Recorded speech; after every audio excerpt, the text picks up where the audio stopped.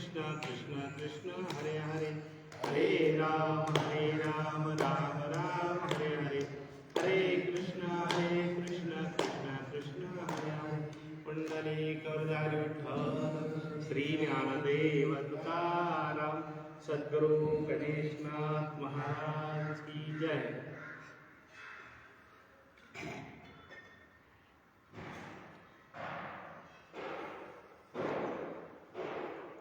या ठिकाणी आपल्याला 375वा अमृत महोत्सव आहे आणि अमृत महोत्सव असल्यामुळे आपल्याला ह्या ठिकाणी श्रीकांत ढवण यांनी काय केलेले, त्या ठिकाणी संपूर्ण कीर्तन आपल्या प्रवचनाची भूमिका चालवलेली आहे आणि सर्व एक एक एक एक अनेक आतापर्यंत बरेचसे प्रवचन झालेले आणि त्यांनी हे असे असणारे सेवा करू लागलेले आणि त्यांच्या त्याच्याबद्दल आपल्याला एक 33वा पुष्प म्हणून आपल्याकडे ही सेवा आलेली. आपण ह्या सेवेचं ह्या अभंगाचं थोडक्यात जेवढं कळण जेवढं समजण आपल्याला तेवढं आपण महत्व ह्या ठिकाणी मांडू. आणि असा असणारा अभंग अमृतासारखा आहे. आणि अमृत काय करतं, मेलेल्या माणसाच्या तोंडावर त्या ठिकाणी जिभेवर एक थेंब जरी ठेवला तर तो मनुष्य जिवंत होतो. आणि असा असणारा अमृतासारखा हा अभंग आपल्या वाटेला आलेला आहे. आणि अभंग असा आहे, भूमिका खरुणी करी खूप विहीर, दुःखाचे उत्तर न बोळेची, उदकी करिता स्वच्छ टाकील चुळी, कोणास वेकळे करील ते, बैसोनी छाये खाऊनी फळे, करिता निर्मळ न बोलेची, गणेशनाथ म्हणे तैसे परी संत, आसुनी जनात उद्धरती. असा असणारा हा पुष्प अभंग हा याचा अर्थ असा आहे का, भूमिका खरुणी करी खूप विहीर, म्हणजे आपण जमिनीवरती विहीर जरी खणली आणि खड्डा जरी खणला किंवा ट्रॅक्टरने आपण नांगरलं तरी आपल्याला ही जमीन काय करते, ती दुःख करीत नाही बरं का. आणि म्हणत नाही का मला हे असं त्या ठिकाणी फाडलेलं आहे, मला त्या ठिकाणी विहीर खणलेली आहे, अशी ही जमीन म्हणत नाही बरं का. अशी जमीन काय करते, तशी संत असतात बरं का. संतांना कितीही त्रास दिला आणि कितीही त्यांना त्या ठिकाणी तुकाराम महाराजांचा गाथा त्या इंद्रायणीमध्ये डुबवला तरी पण त्यांनी दुःख मानला नाही. अशी ही जसं जमीन दुःख मानित नाही तसे संत काय करतात, दुःख मानित नाही. आणि उदकी करिता स्वच्छ टाकील चुळी, कोणास वेकळी करील ते. आपण ही नदी आहे, त्या नदीमध्ये स्वच्छला बसलो केव्हा त्या ठिकाणी तोंड घेतलं आणि तोंडातली त्या चुळी म्हणजे गुळणा करून आपण टाकलं तरी पण ती पाणी आपल्याला, नदी आपल्याला म्हणत नाही का मला असं का करता तुम्ही, इतकं मला त्या ठिकाणी घाण माझ्या म्हणजे त्या ठिकाणी धुतात, कपडे एडेकडे धुतात, तरी पण ती पाणी काय करतं, ते सारखं त्या ठिकाणी शांत असतं. तशा प्रकारे संत काय करतात, ती कोणाला कळी करत नाही. बघा, जसं पाणी स्वच्छ चुळी टाकली आपण, तोंडातून गुळणी टाकली त्या नदीमध्ये टाकली तरी ती नदी म्हणत नाही आपल्याला असं का केलं म्हणून. तशी संत असतात. मग तशी संत कोण आहे, एकनाथ महाराजाला राग आणण्यासाठी 1000 रुपये त्या ठिकाणी एका यवनाला कबूल केले होते का मी 1000 रुपये देतो पण तू काय कर, एकनाथ महाराजाला राग आण म्हणल्याच्या नंतर एकनाथ महाराज गंगेला स्नान करून येत होते आणि त्या यवनाने काय केलेले, पानाची इडे ठेवलेले तयार करून आणि एका वट्यावर बसलेला आहे आणि पान खाऊन तेवढ्यामध्ये एकनाथ महाराज आले आणि एकनाथ महाराजांच्या अंगावर तो थुकला. तर असं किती वेळेस थुकला, 108 वेळेस थुंकला. थुकून त्याला त्रास झाला आणि त्यांनी पाय धरले, म्हणजे महाराज तुमच्या अंगावर मी 108 वेळेस थुकलो तरी पण तुम्हाला त्या ठिकाणी तुम्ही माझ्यावर रागवलं नाही. असं म्हणल्याच्या नंतर एकनाथ महाराज त्या यवनाला म्हणतात, अरे तू खूप भाग्यवान आहे म्हणे. आणि कारण तू चुकल्यामुळे मला 108 वेळेस गंगेचं स्नान मिळालं. तू फार पवित्र आहे. तुझ्यासारखा धार्मिक, परमार्थिक आणि सेवा करणारा असा भक्त मला मिळणार नाही. त्याला पुन्हा आशीर्वाद दिला आणि मोक्ष प्राप्त होईल, तुझ्या दुःखाचा, पापाचा नाश होईल असा आशीर्वाद दिला बरं का. अशी असणारी ही नदी काय करते, जशी नदी आहे तसे संत असतात असं महत्व या अभंगामध्ये गणेशनाथ महाराज या अभंगामध्ये सांगतात बरं का. बैसुनी छाये खावणी फळे करिता निर्मळ न बोलेची. बघा, आपण झाड लावलं आणि त्याची फळं खातो आपण, आणि एखादा माणूस तिथे येणार आणि ते बुडापासून तोडणार, पण ते झाड म्हणत नाही यानं लावलं आणि यानं तोडलं, काही म्हणत नाही बरं का. त्या ठिकाणी सारखं समजतात. जसं तोडणाऱ्याला बी सावली सारखी देतात आणि खाणाऱ्याला बी, लावणाऱ्याला बी सारखी सावली देतात. असं हे झाड आहे, तशी संत असतात बरं का. म्हणून संत त्या ठिकाणी जसं पाणी असतं, पाणी काय करतं, वाघा त्या ठिकाणी गाईला बी पाणी पिऊ देतं. आणि वाघ जर आला तर वाघाला म्हणत नाही पाणी, की मी तुझ्यासाठी विष होतो तुला मारून टाकतो, कधीच म्हणणार नाही पाणी. पाणी काय करतं, वाघाला बी पाणी पिऊ देतं आणि गाईला देखील पाणी पिऊ देतं. ती सारखं समजतं पाणी. तशी संत असतात. म्हणून गणेशनाथ महाराज या अभंगामध्ये म्हणतात का, बैसुनी छाये खावणी फळे करिता निर्मळ न बोलेची. जसं झाड म्हणत नाही का, तोडणाऱ्याला बी म्हणत नाही का तू का तोडलं, आणि लावणाऱ्याला बी आणि आंबे खाणाऱ्याला बी म्हणत नाही तू मला का लावलं आणि का फळे खाल्ले माझे, असं कधीही म्हणत नाही बरं का. असे असणारे संत असतात असं महत्व म्हणतात. गणेशनाथ म्हणे तैशापरी संत आसुनी जनात उद्धरती. गणेशनाथ महाराज म्हणतात का अशी संत जे असतात का काय करतात, जगाच्या उद्धारासाठी अवतार घेतात बरं का. आणि जगाच्या उद्धारासाठी अवतार घेऊन काय करतात, सगळे जगाचा उद्धार करतात. बघा त्या ठिकाणी जड जीवाचा उद्धार करतात. जड जीवाचा उद्धार कोणी केला, आपले गणेशनाथ महाराजांनीच केला. गणेशनाथ महाराज एका गावामध्ये बसले. कीर्तन का झाल्याच्या नंतर सगळ्या लोकांना म्हणले आपल्याला काय करायचं, एक शिष्य तयार करायचं. म्हणजे शिष्याला अनुग्रह दिल्याच्या नंतर आपण भोजन करायचं. असं म्हणल्याच्या नंतर ते लोक म्हणू लागले का, म्हणले महाराज तुम्ही भोळे साळे शिष्य केले म्हणले काय, आणि ते भोळे साळे शिष्य तयार केल्यामुळे आम्ही तुमच्या नादाला लागणार नाही. तुम्ही बऱ्याच लोकांचे संसार उद्ध्वस्त केले. असं म्हणल्याच्या नंतर पुन्हा जर तुम्ही सगळ्याला देव समजतात, सगळ्याला त्या ठिकाणी परमात्मा सगळ्या हृदयी प्रत्येक ठिकाणी परमात्मा आहे म्हणतात, मग तुम्ही ह्या वाळलेल्या झाडाला आशीर्वाद द्या की. असं म्हणल्याच्या नंतर त्या ठिकाणी गणेशनाथ महाराजांनी त्या वाळलेल्या झाडाला आशीर्वाद दिला. आशीर्वाद दिला तर त्याला पाला फुटला. मग म्हणजे जसं तुम्ही झाडाला निमित्त त्या ठिकाणी आम्हाला जीव घालतात, भगवंताला जीव घालतात. भगवंताला जीव कोणी घातलं, नामदेव महाराजांनी जीव घातला बरं का.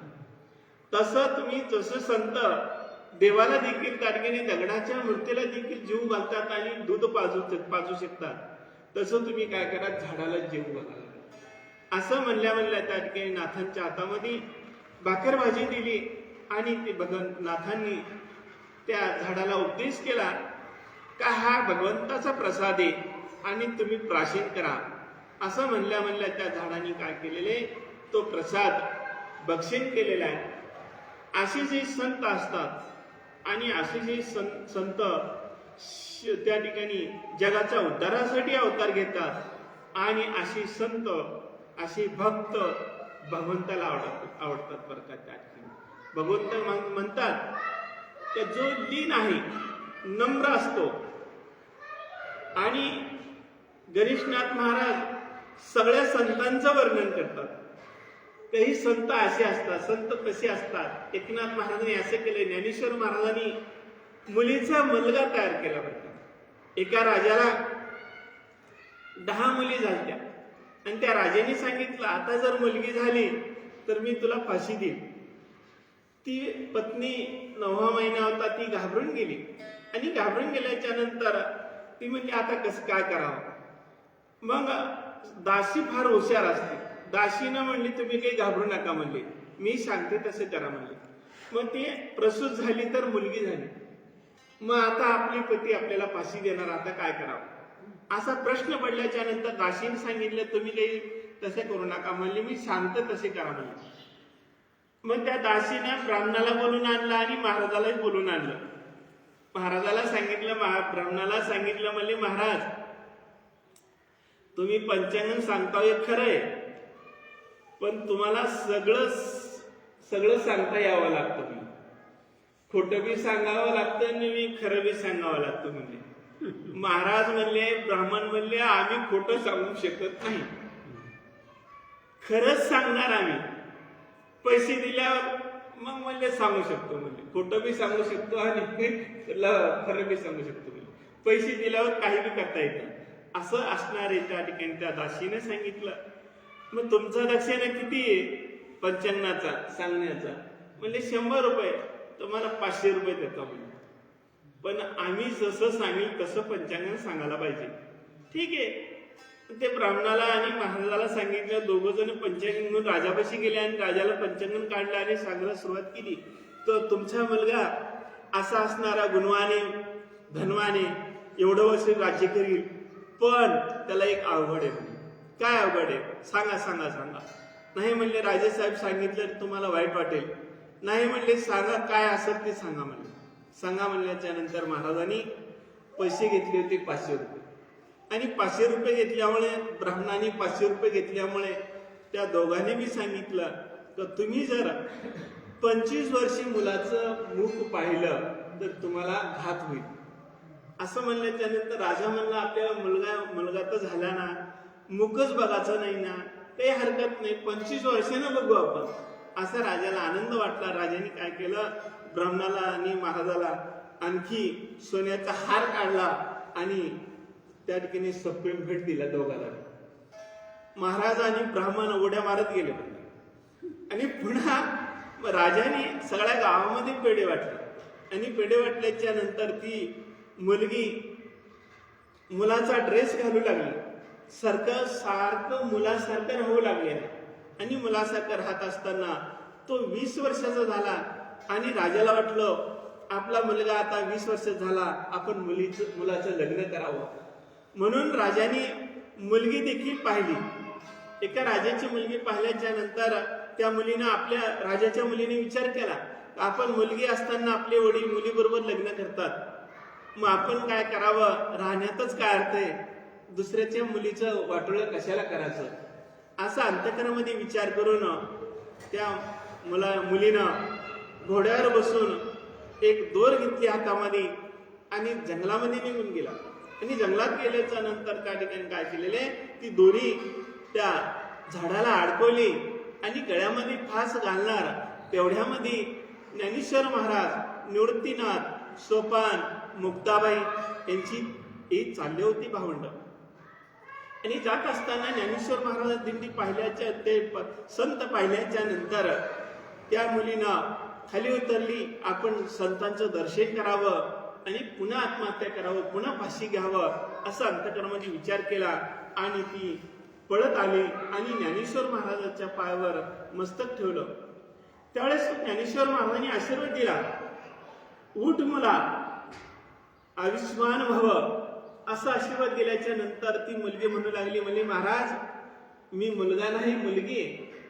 मुलगी म्हणल्याच्या नंतर महाराज म्हणले आमच्या मुखातून शब्द गेला मुलगा म्हणून, तू मुलगाचे म्हणल्याच्या नंतर एका सेकंदामध्ये मुलीचा मुलगा प्राप्त झाला, पालट झाला आणि तो मुलगा काय केला पुन्हा घरी गेला आणि राज्य करू लागला. असे संतांमध्ये अशी एवढी महान शक्ती असते आणि संतांचं वर्णन केल्याच्या नंतर ती भक्त, ती संत भगवंताला जीवापेक्षा प्रिय असतात. असं एवढं महत्व भगवंत म्हणतात अशी जी संत असतात ती माझ्या जीवापेक्षा मला प्रिय असतात. अशी भक्तांची त्या ठिकाणी वर्णन जो करील, जो संतांची सेवा करील ते भक्त मला आवडतात असं आपलं भगवंत म्हणतात. आणि असे गणेशनाथ महाराज नगर जिल्ह्यामध्ये पाटील चिचोंडी तिथे अवतार घेतला आणि अवतार घेऊन तिथं फक्त 12 वर्षापर्यंत थांबले आणि तिथं 2 शिष्य तयार केले आणि 2 शिष्य तयार करून पुन्हा गणेशनाथ महाराजांनी ती चिचोंडीतून निघाले बाहेर आणि पूर्ण महाराष्ट्रामध्ये फिरले आणि एक शिष्य तयार करायचा, त्याला वैराग्य प्राप्त करायचं आणि त्याला समाधी घ्यायला लावायची, असे 365 शिष्य तयार केले बरं. आणि गणेशनाथ महाराज पुन्हा बऱ्याच एका ठिकाणी कीर्तन चालू केलं आणि त्या कीर्तनामध्ये गणेशनाथ महाराजांनी सांगितलं तर तुम्ही टाळ्या वाजवा, विठ्ठल विठ्ठल म्हणा. ते सगळे म्हणू लागले का आम्ही पाटील आहे, कुलकर्णी आणि तुम्ही भराडी जातीचे आणि तुमच्या कीर्तनामध्ये आम्ही कसं कीर्तन त्या ठिकाणी टाळ्या वाजवावं असं म्हणल्याच्या नंतर नाथ महाराजांनी सांगितलं तर तुम्ही कसे ताडाच्या झाडासारखे म्हणजे ताडाची झाडाची सावली बी अंगावर पडत नाही आणि लाकूड देखील कामाला येत नाही बरं का, असे तुम्ही आहे. मग तुमच्या बदलीवर काय करतील, दगड टाळ्या वाजवतील. असं म्हणल्या सगळी दगड जशा टाळ्याचा आवाज येतो तशा टाळ्या वाजवू लागले आणि विठ्ठल विठ्ठल म्हणू लागले. असा चमत्कार पाहिल्याच्या नंतर सगळ्यांनी नमस्कार केला. जसं संतांनी ज्यावेळेस चमत्कार दाखविला त्यावेळेस लोक नमस्कार करू लागले आणि म्हणू लागले का म्हणले महाराज आमच्या इथून तुम्ही जाऊ नका बरं का आणि आमच्या इथंच तुम्ही राहावं आणि अखंड सेवा आमच्या इथं कीर्तन करावं असे लोक त्यांना विनंती करू लागली. ते म्हणजे नाथ महाराजांनी सांगितलं मी एका गावासाठी, एका तीर्थासाठी, एका मनुष्यासाठी अवतार घेतला नाही, सगळ्या जड जीवाचा उद्धार करण्यासाठी अवतार घेतलेला आहे. जड म्हणजे काय, झाड दगड यांचाच देखील उद्धार करण्याचं मी याच्यासाठी अवतार घेतलेला आहे असं गणेशनाथ महाराज म्हणले आणि तिथून निघाले बरं का.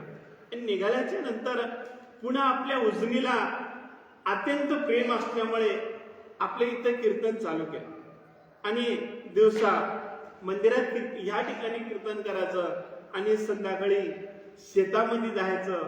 त्या शेतामध्ये रेटण्याचं शेत म्हणतात आणि त्या चिंचाखाली बसून दिवसभर चिंतन करायचं असा नाथांचा नियम होता. आणि पुन्हा एक दिवस ह्या ठिकाणी चंद्रभागे त्या ठिकाणी तेरणा नदीच्या ठिकाणी कीर्तन चालू असताना संपूर्ण गाव आपलं उजनी महान तीर्थ आहे असं पवित्र नगरी आणि या पवित्र नगरीमध्ये गणेशनाथ महाराजांचं कीर्तन चालू असल्यामुळे सगळे गाव कीर्तनासाठी गेलेले आणि कीर्तन चालू असताना एक पारेकरी इथं आहे बसलेला इथं आणि इथून आवाज त्याला कीर्तनाचा आवाज येऊ लागलेला आहे. सगळं टाळ कीर्तन भजन नदीतलं कीर्तन इथं ऐकू लागले. असं गणेशनाथ महाराजांनी त्या ठिकाणी चमत्कार दाखवला. त्या कीर्तनामध्ये काय झालेले, एक रेखणे घराण्यातली स्त्री आजारी मुलगा मांडीवर घेऊन बसलेली होती कीर्तनामध्ये आणि बसली असताना ती मुलगा अचानक निम्या कीर्तनामध्ये काय झालेले, मरण पावले. आणि मरण पावल्याच्या नंतर नाथांनी सांगितलं टाळ्या वाजवा, विठ्ठल विठ्ठल म्हणा. असं म्हणल्याच्या नंतर ती स्त्री रडू लागली. घळाघळा रडत असल्यामुळे तो आवाज नाथांना गेला. नाथांनी विचारलं आपल्या कीर्तनामध्ये कोण रडतं, कोणाला दुःख झालेलं आहे. असं म्हणल्याच्या नंतर असं ह्या माऊलीचा मुलगा मरण पावलेला आहे म्हणून ती दुःख करू लागली. असं म्हणल्याच्या नंतर अरे अरे अरे असं कसं झालं असेल असं नाथांनी म्हणलं आणि ते मुलाला समोर आणलं आणि गजर घेतला. म्हणले घ्या, कुंडली करू दे हरी विठ्ठल श्री ज्ञानदेव तुकाराम सद्गुरु गणेशनाथ महाराज की जय, माऊली ज्ञानेश्वर महाराज की जय, पुंडली पंढरीनाथ भगवान की जय, असा गजर घेतला. आणि गजर घेतल्या काय झालेले, तो मुलगा जिवंत झाला. आणि जिवंत झाल्याच्या नंतर नाथांनी सांगितलं, तुम्ही काय करा, ही आरतीचा मान तुम्ही चालू ठेवावा. आरती यात्रेमध्ये ते आता देखील एकादशीला, रामनवमीला आणि कार्तिकीला अशी असणारी यात्रा त्या ठिकाणी आरती करतात. आणि मंदिर 8 दिवस 15 दिवस ते स्वच्छ ठेवतात बरं का. अशी जी सेवा आहे ही त्यांना दिली. आणि पुन्हा नाथांच्या कीर्तनामध्ये पुन्हा नाथ महाराज जात असताना पंढरपूरला गेले. आणि पंढरपूरला गेल्याच्या नंतर तिथं देखील कीर्तन चालू केलं गणेशनाथ महाराज. जशी चैती एकादशीला बघा. आणि चैती एकादश आज देखील आपण त्यांनी जी वारी केली ती वारी आपण देखील चालू ठेवली बघा. बाकीचे आखाडीला जातात, कार्तिकीला जातात, महाद्वारीला जातात, पण आपण नाथांनी चैती वारीला तिथं कीर्तन केलं. आणि त्या चैती वारीच्या कीर्तनामध्येच नाथांना चंद्रभागेला पाणी येणारी अशी दौंडी दिली. आणि सगळे कीर्तनकार दिंड्या बाजूला सरकल्या आणि नाथांचे कीर्तन चालू ठेवलं. नाथांनी सगळे श्रोते बसलेले, टाळकरी उभे. आणि असं असताना चंद्रभागेने काय केलेले, चंद्रभागा भरून आली आणि चंद्रभागेने तेवढं पात्र उघडं ठेवलं, चौकून पाणी वाहत होतं, मध्यभागी कीर्तन चालू. असा असणाऱ्या गणेशनाथ महाराजांनी चंद्रभागेला चमत्कार केला. आणि भगवंतानी त्या चंद्रभागेनं तेवढं पात्र उघडं ठेवल्यामुळे भगवंताला कळालं. आणि कळाल्याच्या नंतर भगवंतानी नाथांना मंदिरात नेलं, रावळामध्ये नेलं. आणि रावळात नेल्याच्या नंतर सगळ्या भक्तासमोर, संतांसमोर गणेशनाथ महाराज महान श्रेष्ठ संत आहे असं भगवंतानी उच्चार केला. आणि उच्चार करून काय केलेले, भगवंतानी नाथांना बाशिंग बांधलं बरं का. आणि बाशिंग बांधल्यामुळे भारतामध्ये कोणत्याही संताला बाशिंग नाही, फक्त आपल्या नाथांना बाशिंग आहे. एवढं महत्व गणेशनाथ महाराज चरित्र. जेवढं चरित्र वर्णन करील तेवढं थोडंच बरं का. आपण काय पामर आहे, आपण किती वर्णन करणारे, काहीच वर्णन करू शकत नाही. आपण कितीही वर्णन केलं तेवढं थोडंच आहे. पुन्हा नाथ महाराज उजनीला इथं आले. आणि अशा कीर्तनाच्या ठिकाणी आल्याच्या नंतर कीर्तन झालं. आणि सकाळी त्या शिष्याला सांगितलं, तू काय कर, आपल्या गावामध्ये, आपल्या गावामध्ये जा आणि आपल्या भोजन करण्यासाठी भिक्षा मागून आण. भिक्षा मागून आण म्हणल्याच्या नंतर तो भिक्षा मागण्यासाठी गेला. आणि भिक्षा मागण्यासाठी गेल्याच्या नंतर थेट ब्राह्मणाच्याच घरी गेला. आणि त्या ब्राह्मणाच्या घरी त्या ब्राह्मणाला संपूर्ण भविष्य समजत असल्यामुळे त्या ब्राह्मणाने सांगितलं शिष्याला, अरे अरे अरे म्हणजे आज फार वाईट घटना घडणार आहे. असं म्हणल्याच्या नंतर तो घाबरला. नाथांचा शिष्य घाबरला आणि म्हणू लागला, म्हणजे महाराज देवा काय घडणार आहे सांगा तर मला. म्हणे सांगितलं तर तुला दुःख होईल. नाही म्हणे, म्हणले काही दुःख होऊ दे, आपण मला सांगा. सांगा म्हणल्याच्या नंतर त्या ब्राह्मणाने चेहऱ्यावर बघून सांगितलं तर तू आज 11 वाजता मरणार आहे. आणि 11 वाजता मरण सांगितल्या शिष्य घाबरला आणि ह्या ठिकाणी आला. आणि नाथांना येऊन सांगितलं की मी आज 11 वाजता मरणार आहे, मी आता भोजन करीत नाही, पाणी पित नाही. असं म्हणल्याच्या नंतर नाथांनी सांगितलं तू काही घाबरू नको म्हणले. ह्याच ठिकाणी घोंगडं आतरलं आणि नाथ महाराज त्या घोंगड्यावर आरामात झोपले. आणि झोपल्याच्या नंतर त्या शिष्याला सांगितलं तू काय कर, 11 वाजता मरणार आहे ना, तर 10:30 पासून तर 11:30 पर्यंत माझ्या पायाला स्पर्श करून बस. स्पर्श करून बसल्याच्या नंतर तुला काही सुद्धा होणार नाही असं शिष्याला सांगितलं नाथांनी. पण कोणी जरी बघायला आलं तू वंगडाच्या खाली उतरू नको असं नाथाने सांगितलं. आणि सांगितल्याप्रमाणे तो शिष्य बसलेला आहे, पायाला स्पर्श केलेला आहे. त्या शिष्याचं आई वडिलाचं रूप धारण करून येम आपल्या इथं आले. आणि इथं आल्याच्या नंतर त्या शिष्याला म्हणू लागले, अरे अरे 20 वर्ष झाली तू नाथाबरोबर आईकडे आला, एकदा बी आला नाही भेटण्यासाठी. तुला भेटण्यासाठी आम्ही आलो, ये आम्हाला भेट, आमच्या बरोबर तू ये, खाण्यासाठी घे, तुला आणलेलं आहे. असं म्हणल्याच्या नंतर तो शिष्य म्हणला, मी माझ्या गुरुची आज्ञा पाळतो म्हणला. आई वडिलाची आज्ञा मोडील पण मी गुरुची आज्ञा म्हणणार नाही असं तो शिष्य म्हणू लागला. आणि तुम्ही 12 वाजेपर्यंत बसा, 11:30 पर्यंत कमीत कमी बसा, नाही तर तुम्ही ह्या गोंड्याला स्पर्श करा, मग तुम्हाला मी भेटतो. असं म्हणल्याच्या नंतर यमाची ताकद झाली नाही. यम माघारी गेले. यमाला माहित होतं की आपण जर घोंगड्याला स्पर्श केला तर नक्कीच जळून भस्म होऊ म्हटले. म्हणून एवढी ताकद असल्यामुळे यम देखील माघारी गेला. आणि माघारी गेल्यामुळे तो शिष्य वाचला. आणि नाथाने विचारलं, तुला कोण बोलवायला आलतं का म्हणलं. त्यानं म्हणलं, माझे आई वडील आलते म्हणून. पण मग तर का भेटून गेले नाही तुला, माघारी का गेले. असं नाथाने सांगितल्याच्या नंतर नाथाने सांगितलं, ते यम होते, तू आता तुझं मरण वाचलं म्हणून. आणि वाचल्याच्या नंतर पुन्हा त्या ब्राह्मणाला भेटले. आणि ब्राह्मणाने भेटल्याबरोबर ब्राह्मणाने आश्चर्यचकित झाले का माझा आतापर्यंत भविष्य कधीच खोटं ठरलं नाही आणि आजच कसं काय खोटं ठरलं, तू वाचलास कसा, असा प्रश्न विचारला. पण त्यांनी सांगितलं, माझ्या गुरुची कृपा आहे, गणेशनाथ महाराजांची कृपा आहे. असं म्हणल्या त्या ब्राह्मणाने कार्तिक दशमीच्या दिवशी नाथांना भोजनच आणलं तामणामध्ये. आणि जेवायला वाढलं. नाथ महाराज ती भोजन केल्याच्या नंतर त्या ब्राह्मणाने पायावर मस्तक ठेवून प्राण सोडले. म्हणून ह्या ठिकाणी त्या ब्राह्मणाची देखील समाधी आहे आणि त्या वाचलेल्या शिष्याची देखील समाधी आहे आणि पुढे नाथांची समाधी आहे. अशा 3 समाध्या आहेत खाली. आणि महादेवाची एक पिंड आहे बरं का. कारण नाथ महाराज महादेवाची देखील भक्ती करीत होते. कारण संत कसे असतात, सारखे समजतात.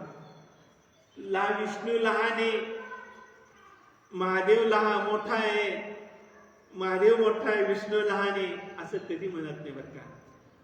अशी सर दोघांनाही सगळ्याला सारखं समजतात. ते झाडाला जड जीवाला देखील सारखं समजतात. म्हणून ती संत असतात बरं का त्या ठिकाणी. आणि संतापाशी काय असतं, शांती आणि सुख या गोष्टी सगळ्या, सुख दुःख सगळे सारखे समजतात बरं का. असे असणारे भगवंत.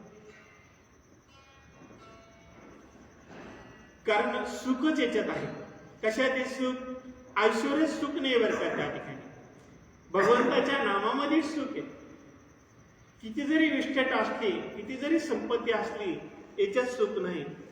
संतांच्या नामामध्ये आणि भगवंताच्या नामामध्ये सुख आहे.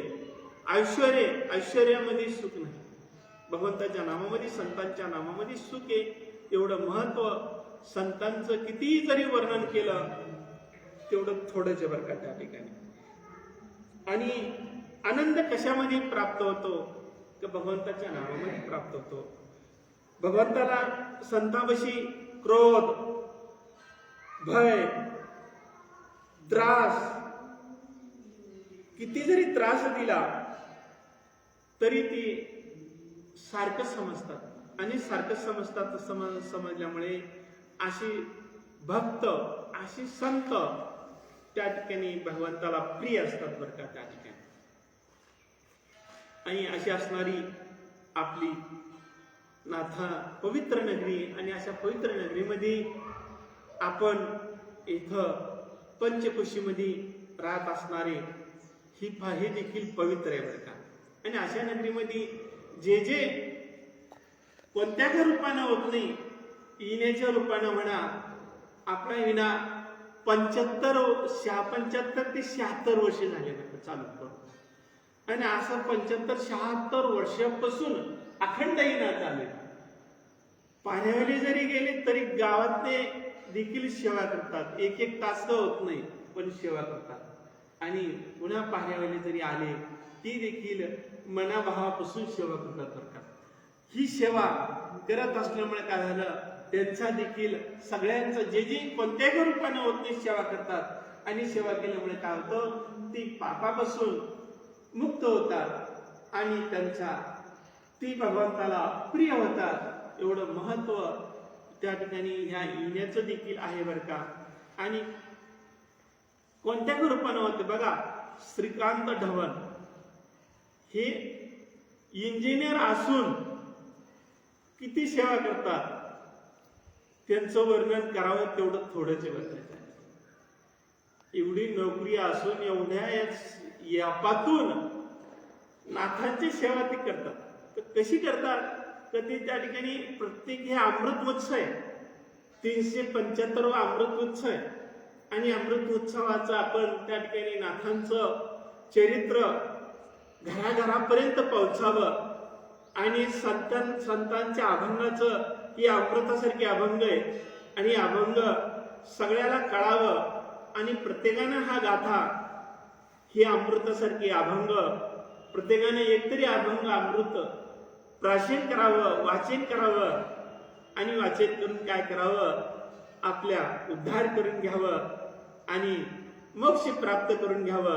याच्यासाठी श्रीकांत ढवळांनी काय केलेले, ही सगळी सेवा चालवली बरं का. आणि अशी असणारी सेवा गणेशनाथ महाराजांची कोणत्या रूपाने सेवा करीत नाही, अशी सेवा असणारी केल्याच्या नंतर तो मुक्त होतो. कशापासून मुक्त होतो, जर जन्म मरणाच्या फेऱ्यातून मुक्त होतो आणि दोष पापापासून तो मुक्त होतो. बघा, आपली कार्तिक एकादशीला आपली यात्रा भरते आणि कार्तिक एकादशीला पौर्णिमेला काला असतो.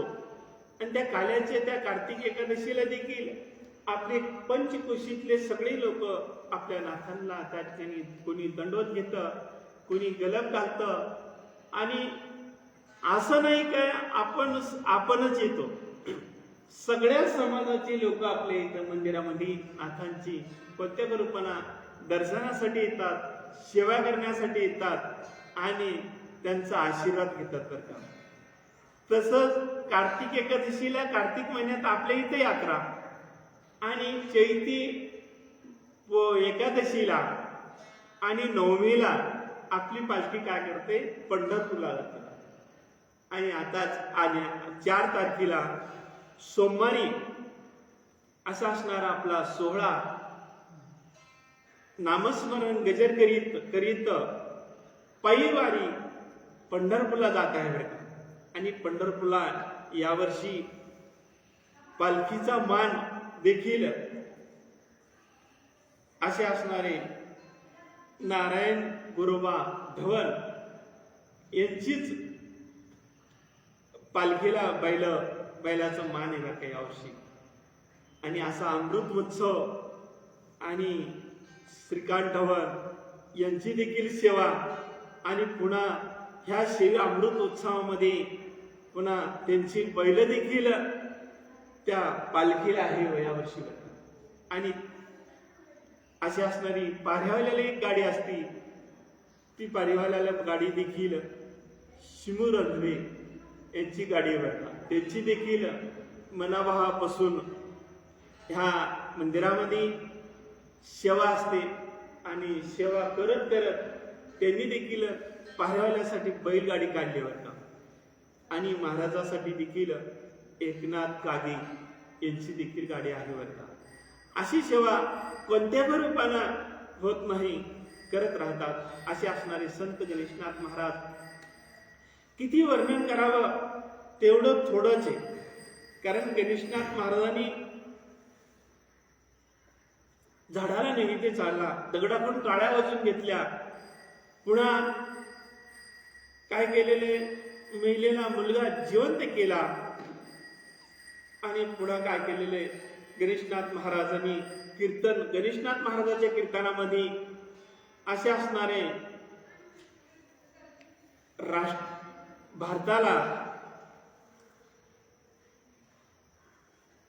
भारताचं स्वतंत्र करण्यासाठी असे असणारे महान राजे कोण, शिवाजी राजे. आणि शिवाजी राजाने देखील आपल्या नाथांचं, गणेशनाथ महाराजांचं कीर्तन ऐकलं. आणि त्या कीर्तनावर ऐकल्याच्या नंतर गणेशनाथ महाराजांनी कीर्तन अनेक दृष्टांत देऊन कीर्तन केलेले, अनेक उदाहरणं देऊन कीर्तन केलेले. आणि त्या कीर्तनामध्ये गणेशनाथ महाराज आनंद प्राप्त झाला. आणि आनंद प्राप्त झाल्याच्या नंतर गणेशनाथ महाराजाला विनंती केली शिवाजी महाराजांनी. म्हणजे महाराज, आमच्या घरी आम्हाला तुमची सेवा घडू द्या आणि आमच्या घरी यावं बरं का, आमची अशी इच्छा आहे व्यक्त केली. नमस्कार केला. आणि नमस्कार केल्याच्या नंतर शिवाजी महाराजांनी बोलल्याच्या नंतर गणेशनाथ महाराज संकट पडले. हे राजे आणि राजे असणारे ती काय करणार, आपला आदर सत्कार करणार आणि पाची पकवानाचं भोजन करणार. कारण संतांना सन्मान आवडत नाही, थाटमान आवडत नाही. बघा तुम्ही, गणेशनाथ महाराजांच्या अंगावर पाऊस, वारा, पाणी सगळं अंगावर पडतं बघा. म्हणून नाथाने सांगितलं, हे सगळं सहन केलं तरच भगवंताची प्राप्ती होते. हे सगळं सहन करण्याची त्याच्यापाशी शक्ती असते संतापाशी. आणि अशी असणारी शक्ती गणेशनाथ महाराजाला वाईट वाटू लागला. काय, राजाच्या घरी गेल्याच्या नंतर आपल्याला पाहुणचार खूप चांगला होईल, पण तो आपल्याला चांगला नाही बरं का. म्हणून नाथांनी खडे आणि सराटे घेतले एका दुपाट्यामध्ये बांधून. आणि राजाच्या महालामध्ये गेल्याच्या नंतर पाची पकवानाचं भोजन वाढलं. न विलाजानं भोजन केलं. आणि भोजन केल्याच्या नंतर शिवाजी महाराजांनी एक मोठा सलमाईंचा नवीन पलंग बनवून आणला. आणि नाथांना आपल्या पलंगावर शेवण करावं, आराम करावा अशी शिवाजी महाराजांच्या अंतःकरणामध्ये इच्छा होती. आणि इच्छा असल्यामुळे शिवाजी महाराजांनी त्याच्यावर फुलं आकारले आणि आत्तर टाकलं. स्वासिक हे संपूर्ण केलेले. आणि शिवाजी महाराजांनी हात जोडून गणेशनाथ महाराज विनंती केली की तुम्ही आजचे दिवस आमच्या इथं आराम करावा म्हणल्याच्या नंतर शिवाजी गणेशनाथ महाराजाला संकट पडलं. मग त्या संकटाचं वर्णन केलं गणेशनाथ महाराजांनी. कसं वर्णन केलं, तर जसं वेद पठण करणाऱ्या ब्राह्मणाला कसायच्या खोलीत, यवनाच्या खोलीत, यवन म्हणजे कसायच्या खोलीत कुंडून ठेवल्याच्या नंतर त्याला किती दुःख होईल. पोपटाला पिंजऱ्यामध्ये कोंडून ठेवल्याच्या नंतर त्याला किती दुःख होईल.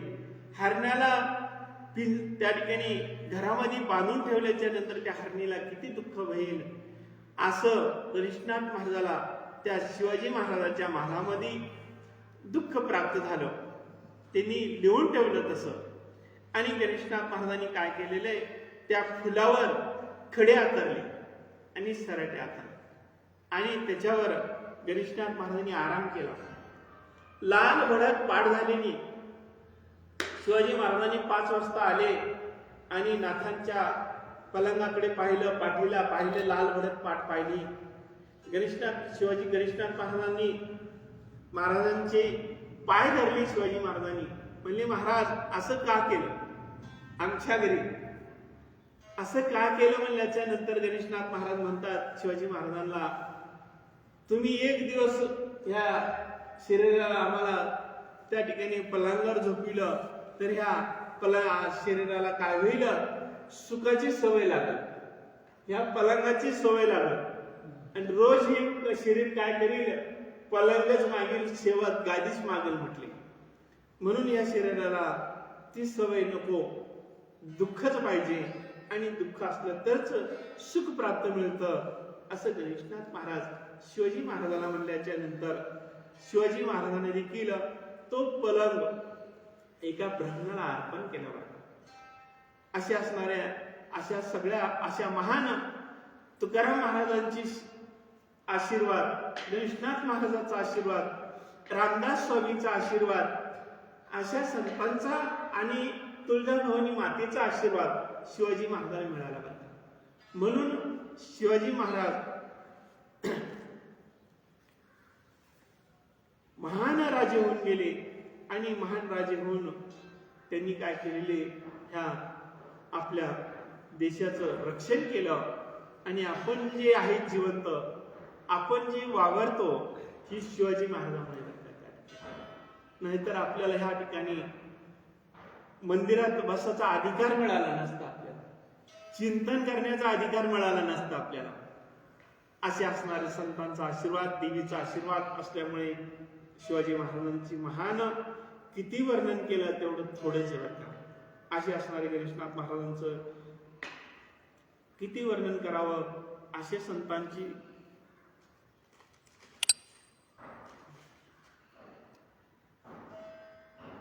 जसं ह्या अभंगामध्ये सांगितलं, भूमिका खणुनी करी खूप विहीर दुःखाचे उत्तर न बोडेची. जसं जमीन खाल्ल्याच्या नंतर तिला दुःख होत नाही, तसंच काय ऊस काय करतो, आपण लावतो, लावणाऱ्याला बी गोड लागतो आणि तोडणाऱ्याला बी गोडच लागतो बरं का. ऊस काही भेद करीत नाही, तोडणाऱ्याला बी सारखाच आणि लावणाऱ्याला बी सारखाच. जसं ऊस आहे तशी संत असतात बरं का. त्या ठिकाणी संताला कितीही त्रास दिला तर ते चांगल्याला बी, नामस्मरण घेणाऱ्याला बी त्या ठिकाणी चांगलंच समजतात आणि शिव्या देणाऱ्याला बी, त्रास देणाऱ्याला बी सारखंच समजतात. जसा दिवा काय करतो, आपल्या घरच्याला बी उजाड देतो आणि चोर जर आला तर त्याला म्हणत नाही तो चोर आहे आणि चोरी करून जाणारे, सगळं घरातलं सोनं नाणं तू चोरून येणारे, असा दिवा कधीच म्हणत नाही. त्या चोराला बी सारखाच उजाड देतो आणि आपल्या घरच्याला बी सारखाच उजाड देतो. तसे संत असतात बरं का. संतांना ते संत काय करतात का, दोघाला बी सारखंच समजतात बरं का त्या ठिकाणी. कारण एकनाथ महाराज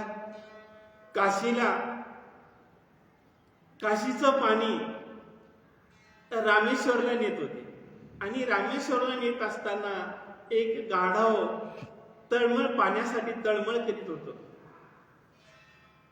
बरेच कावडी चालल्या होत्या तिथून, पण एकानं देखील त्याला पाणी दिलं नाही. पण एकनाथ महाराजांनी काशीचं पाणी त्या गाढवाला पाजलं आणि गाढवाला पाजल्याच्या नंतर लोक म्हणले महाराज, ह्या महाराजाला वेळ लागला काय म्हटले. महाराजांनी काशीचं पाणी रामेश्वरला न्यायचं, पुन्हा रामेश्वरची वाळू काशीला न्यायची आणि पुन्हा काशीचं पाणी घरी आणायचं आणि पुन्हा त्या ठिकाणी पूजा करायची.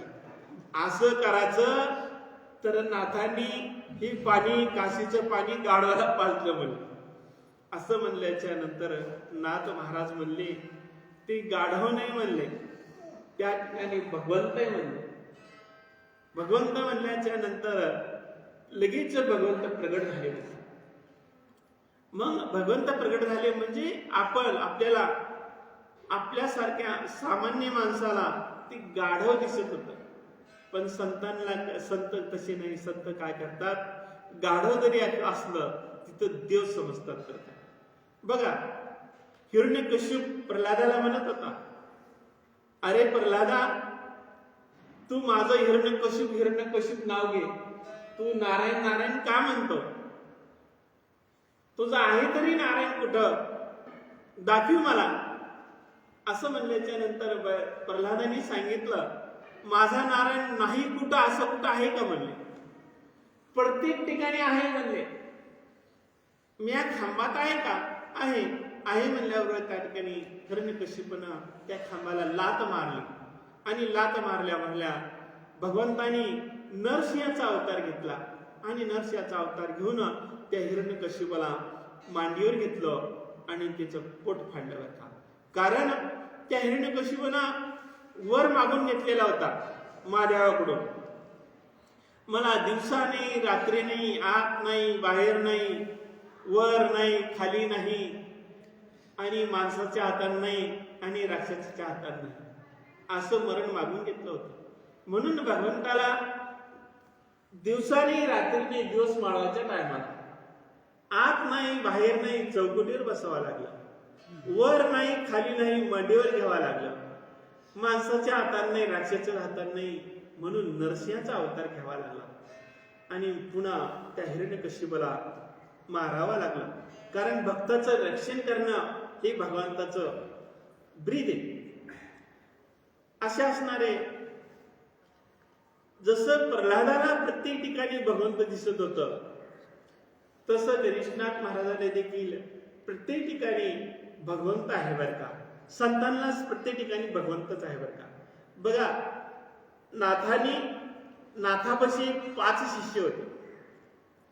गणेशनाथ महाराजापाशी 5 शिष्य होते. त्या 5 शिष्याला सांगितलं, त्यांना अनुग्रह दिला नव्हता. आणि अनुग्रह दिला नव्हता म्हणले, तुम्ही माझ्या परीक्षेमध्ये पास झालो त्याला मी अनुग्रह देईल म्हणले. नाथांनी सांगितलं, होय म्हणले महाराज, आम्ही तुमची अखंड सेवा करू, तुमची पूजा करू, तुमची त्या ठिकाणी दरबारात बसू, आणि तुम्ही सांगाल ते करू बरं का.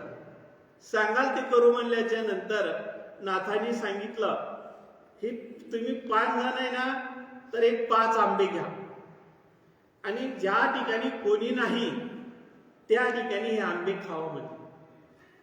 असं म्हणल्याच्या नंतर ती 5 शिष्य एक शेतात गेला, एक जण आपल्या घरात गेला, कुलूप लावलं, घरातले सगळे माणसं बाहेर हाकलून लावले, आणि रग अंगावर घेऊन आतमध्ये आंबा खाल्ला. एकानं शेतात जाऊन आंबा खाल्ला, आणि एकाने काय केलं म्हणला, एका भुयारात जावं, भुयारात तिथं कोणी नाही अशा ठिकाणी आपण आंबा खावा. कारण नाथांनी सांगितलं, ज्या ठिकाणी कोणी नाही त्या ठिकाणी हे आंबा खाऊन यायचं म्हटलं, तरच मी जो पास होईल त्याला मी आशीर्वाद देईन, असं नाथांनी सांगितल्यामुळे. आणि जी 2 शिष्य होती, तिघांनी खाल्ले, आणि त्या दोघांनी काय केले, ते आंबे परत घेऊन आले. परत घेऊन आल्याच्या नंतर नाथांनी विचारलं, तुम्ही आंबे खाल्ले का? कोणी नव्हतं का तुम्ही ते आंबे खाताना? पण ती 3 जण म्हणले, नाही म्हणले महाराज, मी अशा ठिकाणी गेलो की घर लावून घेतलं, रग अंगावर घेतली, आणि पुन्हा आतमध्ये का आंबा खाल्ला. एकानं म्हणला, मी विहिरीत उतरून आंबा खाल्ला. एक जण म्हणला, मी एका भुयारात गेलो, आणि त्या भुयारामध्ये कोणी सुद्धा नव्हतं, त्या भुयाराचं दार बंद करून मी आतमध्ये आंबा खाल्ला. मग तुम्ही दोघांनी का खाल्ले नाही असं विचारल्याच्या नंतर ती दोघांनी सांगितलं, म्हणजे तुम्ही सांगतात, गणेशनाथ महाराजांनी सांगितलं, तुम्ही सांगतात प्रत्येक ठिकाणी भगवंत आहे, मग आम्ही जिथं जाईल तिथं भगवंत असणारच. मग तिथं आंबा खाल्ल्याच्या नंतर भगवंतांनी पाहिलंच असतं, म्हणून आम्ही आंबा खाल्ला नाही. असं म्हणल्याच्या नंतर गणेशनाथ महाराजांनी त्या दोघांना आशीर्वाद दिला होता. खरी महान परीक्षेमध्ये तुम्ही पास झालो असं नाथांनी सांगितलं, आणि त्यांना आशीर्वाद दिला. म्हणजे संत काय करतात, परीक्षा बी घेतात बघा. कारण परीक्षा कोणत्या रूपानं परीक्षा घेतात हे सांगता येत नाही. बघा, कोणाला किती त्रास असतो. आपले देशमुख अण्णा भरपूर सेवा करतात, पण एक वेळेस भीतीहून खाली पडले, भरपूर मार लागला, तरी पण त्यांनी सेवा सोडली नाही बरं का. म्हणजे भगवंत नाथ महाराज परीक्षा घेतात का तू परीक्षेमध्ये पास होतो का नाही, असं कोणत्याही रूपानं त्या ठिकाणी परीक्षा घेतात. आणि भगवंत देखील परीक्षा घेतो का तू खरं आहे का, खरी भक्ती आहे का, खरा तू संत आहे, त्या ठिकाणी तू परीक्षेमध्ये पास होतो का नाही. अनेक प्रकारे त्या ठिकाणी नाथ महाराज काय करतात, त्या ठिकाणी भगवंत काय करतो, अनेक रूपाने परीक्षा घेतो बरं का. कोणत्या रूपाने घेतो हे आपल्याला कळणार नाही, पण आपल्यासारखे सामान्य माणसं काय करतात, आपण एवढी मी सेवा केलो तरी माझं चांगलं झालं नाही, तरी मला अनेक प्रकारे त्रास झाला, माझं ही नुकसान झालं, ते नुकसान झालं, माझा पाय मोडला, माझा डोळा गेला, असं आपण म्हणतो त्या ठिकाणी. ती त्या ठिकाणी तसं म्हणायचं नाही बरं त्या ठिकाणी. ती परीक्षा असते आणि त्या परीक्षेमधून, त्या संकटामधून आपण जर त्या ठिकाणी भगवंताचं नामस्मरण घेतलं, संतांची सेवा केली, तर काय होतं का त्या परीक्षेमध्ये त्या ठिकाणी भगवंत आपला प्रिय करतो आणि असा भक्त, असा शिष्य, अशी संत भगवंताला जीवापेक्षा प्रिय असतात बरं का त्या ठिकाणी. भगवंत अर्जुनाला सांगतात भगवंत त्या ज्ञानेश्वरीमध्ये, अरे अर्जुना, मला असे भक्त आवडतात बरं का त्या ठिकाणी, जे भक्त संतांची स्तुती करतात, संतांचं वर्णन करतात आणि संतांची कोणत्याही रूपाने सेवा करतात बरं का त्या ठिकाणी. कारण आपल्या इथं सेवा करणारे भरपूर आहे बरं, पण सेवा करणारे भरपूर आहे आणि सेवा करतात, पण अन्नाची सेवा विशेष आहे बरं का. मला तर अन्नाची सेवा, म्हणजे अन्नाची सेवा विशेष वाटते. कारण पंढरपूरला बी मी पाहतो, पंढरपूरला बी एवढी प्रेमानं सेवा, फराळीचं करणं, सगळ्याला वाढून देणं आणि शेवटाला आपण फराळ करणं. इथं देखील आपले फराळीचं बनवणं, वरण बनवणं, भाजी वाढणं, त्या ठिकाणी स्वयंपाक करणं, अनेक प्रकारे सेवा आणि सगळे करताच बरं का. आपल्या गावातले लोक संपूर्णच, भजनी मंडळ देखील कोणत्या रूपानं होत नाही, भजनाच्या रूपानं आणि अनेक रूपानं सेवा करतात बरं का.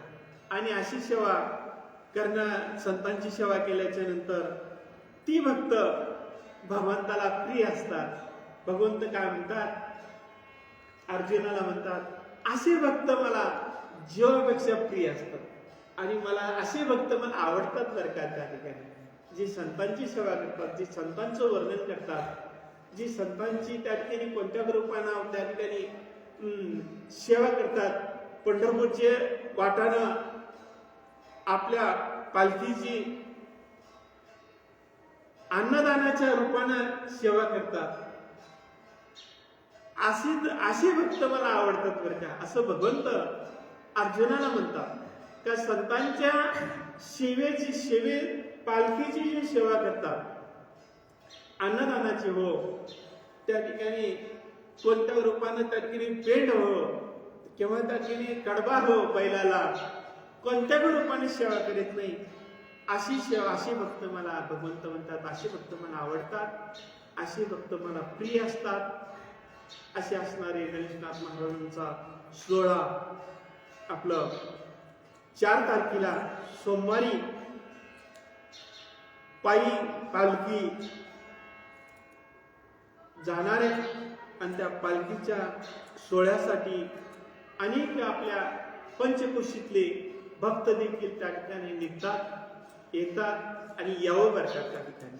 आणि येऊन काय करावं, आपल्या नाथांच्या पालखीची शोभा वाढवावं आणि शोभा वाढवून आनंद लुटावं आणि आनंद लुटून काय करावं, हे अमृत प्राशन करावं.